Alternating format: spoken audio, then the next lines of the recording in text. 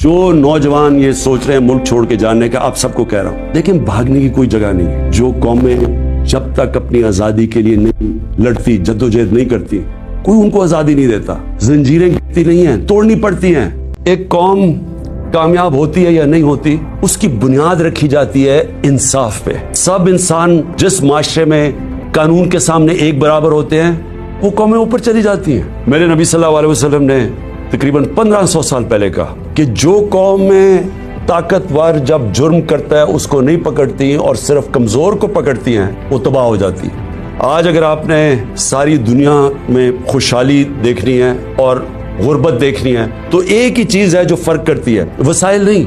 जो कौमें खुशहाल है वहां कानून की हुक्मरानी है, रूल ऑफ लॉ है, इंसाफ है।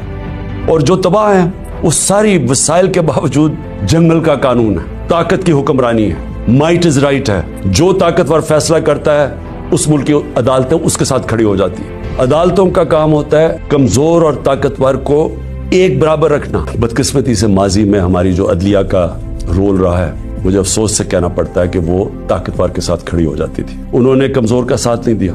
उन्होंने हमेशा वो जो नजरिया जरूरत, डॉक्ट्रिन ऑफ नेसेसिटी, उसके तहत उन्होंने बदकिस्मती से हमारी जमहूरियत को भी नुकसान पहुंचाया।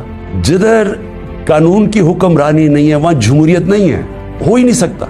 इलेक्शन तो सारी दुनिया में होते हैं, कौन से डिक्टेटर ने इलेक्शन करवाए, कौन सी डेवलपिंग दुनिया में इलेक्शंस नहीं हुए, लेकिन जमहूरियत नहीं है वहां। क्योंकि जमहूरियत तो आती तब है जब रूल ऑफ लॉ हो, और रूल ऑफ लॉ आने ही नहीं दिया। यहाँ मार्शल लॉ लगता था, वैसे ही डॉक्ट्रिन ऑफ नेसेसिटी, नजरिया जरूरत आ जाती थी।